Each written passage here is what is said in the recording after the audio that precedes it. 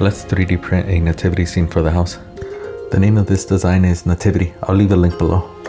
The 3D print takes 10 hours, so I would leave it overnight. I'm going to attach a piece of Velcro to the bottom of the ornaments. I actually like the filament color as well, so you could just as well leave it alone.